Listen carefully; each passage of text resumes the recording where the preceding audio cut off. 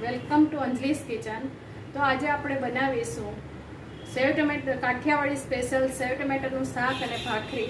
તો અહીં ભાખરી બનાવવા માટે મેં રોટલીનો ઝીણો લોટ લીધો છે 2 કપ.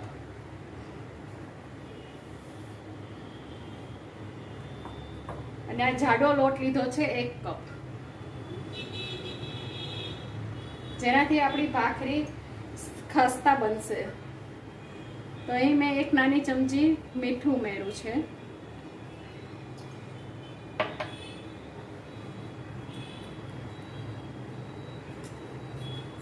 અને હવે એમાં હું મોણ માટે 4 થી 5 ટેબલ સ્પૂન તેલ ઉમેરીશ.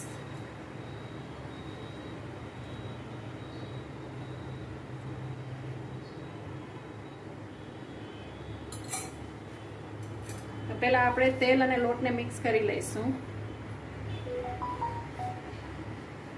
તો હવે આપણે તેલ અને લોટ મિક્સ કરી લીધું છે. તો જોવાનું મોણ આવી રીતનું આપણું મુઠ્ઠી વડે થઈ જાય એટલે આપણે તેમાં પાણી એડ કરીશું. પાણી થોડું થોડું એડ કરીને આપણે કડક લોટ બાંધવાનો છે, જેથી કરીને આપણી ભાખરી ખૂબ જ સરસ બને.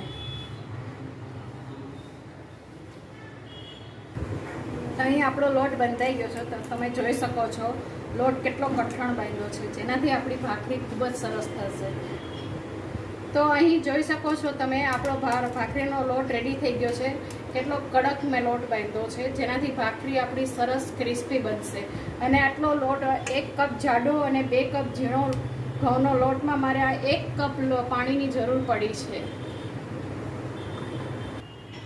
તો આપણે 5 મિનિટ લોટને રેસ્ટ આપીને હવે ભાખરી બનાવવાનું ચાલુ કરીશું. તો આપણે એક લુવો લીધો છે.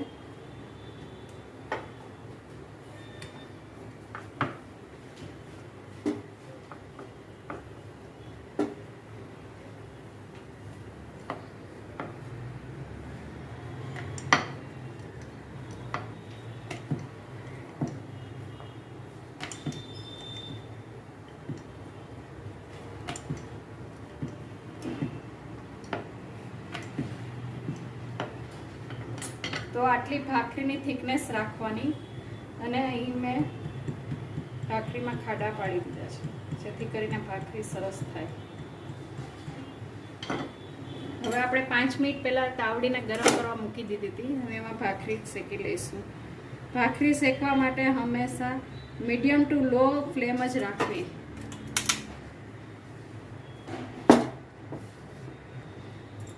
તો ભાખરીને આપણે એક સાઈડથી ઉલટ પલટ કરી લઈશું.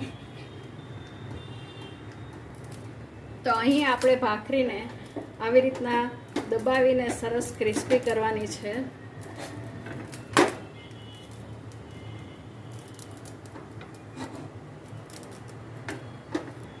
અહીં આપણી ભાખરી રેડી થઈ ગઈ છે.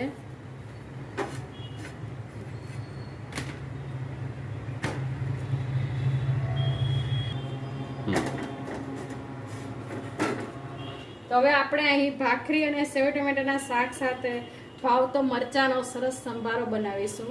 તો એની માટે મેં એક કઢાઈ લીધી છે, જેમાં 2 ચમચી તેલ ઉમેર્યું છે. હવે તેલ થોડું ગરમ થાય એટલે એમાં અડધી ચમચી આપણે રાઈ ઉમેરીશું.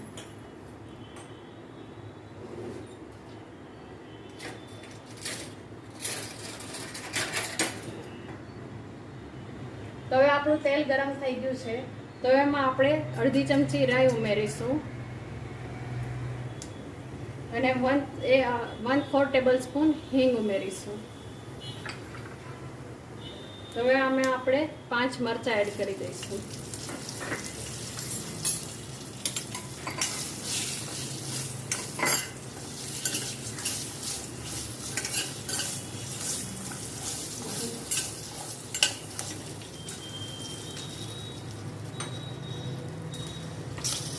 હવે આપણે એમાં મરચાંમાં થોડી હળદર અને થોડું મીઠું એડ કરીશું. હવે આપણે એને થોડા શેકી લઈશું.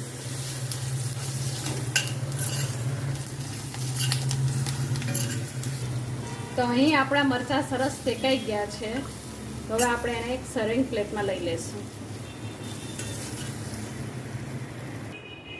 તો હવે આપણે સેવ ટમેટાનું શાક બનાવીશું. તો મેં મરચાં શેકેલી કઢાઈમાં જ તેલ લઈ લઉં છું. એ જ કઢાઈમાં આપણે સેવ ટમેટાનું શાક બનાવીશું. તો મેં અહીં 2.5 મોટા ચમચા તેલ લીધું છે.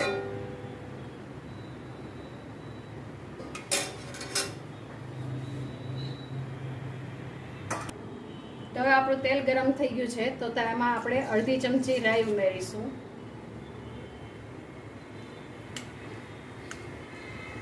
રાઈ થઈ જાય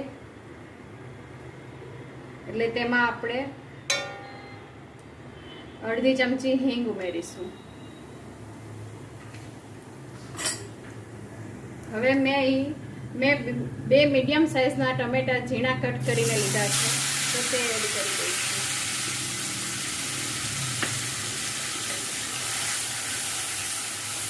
તો હવે આપણે ટમેટાને સાતળવાના છે. જ્યાં સુધી ટમેટા આપણા સોફ્ટ ન થાય ત્યાં સુધી તેને મીડિયમ ફ્લેમ પર સાતળીશું.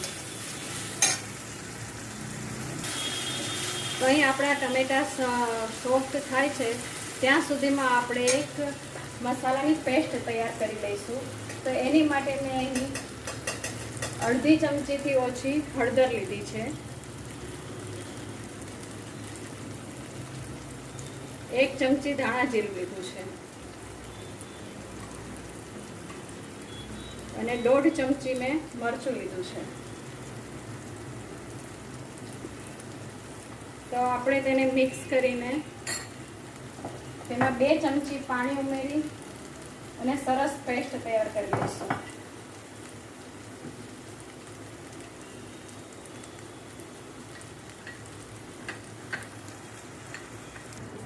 તો અહીં આપણા ટમેટા તમે જોઈ શકો છો સોફ્ટ થઈ ગયા છે. તો હવે જે આપણે આ પેસ્ટ રેડી કરીને રાખી હતી મસાલાની તે એડ કરી દઈશું.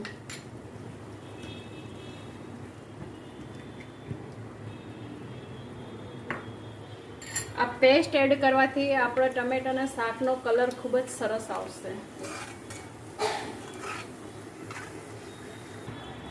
તો તમે જોઈ શકો છો આપણું ટમેટામાંથી તેલ સરસ છૂટું પડી ગયું છે. તો હવે આમાં આપણે પાણી એડ કરી દઈશું.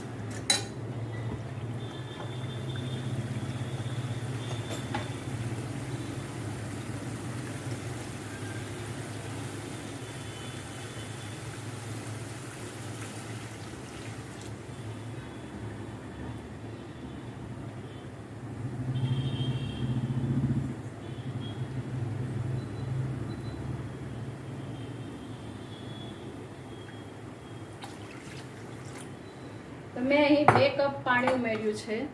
હવે તેને થોડુંક બોઇલ થવા દઈશું. પાણી જ્યારે ઉકળે ત્યારે તેમાં આપણે સેવ એડ કરીશું. મેં અહીં આપણે જે બાઉલમાં મસાલો મિક્સ કર્યો હતો તેમાં પાણી નાખીને તે બધો મસાલો પણ લઈ લીધો છે. અને હવે આપણું પાણી ઉકળી ગયું છે શાકનું. હવે એક વાર ઉકળે એટલે તેમાં આપણે સેવ એડ કરી દઈશું. તો અહીં આપણું શાકનું પાણી ઉકળી ગયું છે. તો આપણે તેમાં સેવ એડ કરી દઈશું. જેની માટે મેં 2 કપ અને 1 મોટું બાઉલ સેવ લીધી છે જે આપણે એડ કરી દઈશું. અને સેવ હંમેશા જ્યારે આપણે જમવા બેસવું હોય ત્યારે જ એડ કરવી, જેથી કરીને બહુ સેવ ગળી ન જાય. આપણે એક શાકમાં આપણે મીઠું નાખવાનું ભૂલી ગયા છીએ. તો અહીં આપણે સ્વાદ પ્રમાણે મીઠું ઉમેરી દઈશું. આમાં તમે લસણની ચટણી પણ એડ કરી શકો છો. જ્યારે ટમેટા સોફ્ટ થઈ જાય ત્યારે મસાલાની સાથે તમે લસણની ચટણી પણ એડ કરી અને તેને શાકમાં નાખી શકો છો. તો હવે અહીં આપણું શાક થઈ ગયું છે. તો હવે ગેસની ફ્લેમ બંધ કરી દઈશું અને હવે એમાં થોડી કોથમીર એડ કરી દઈશું.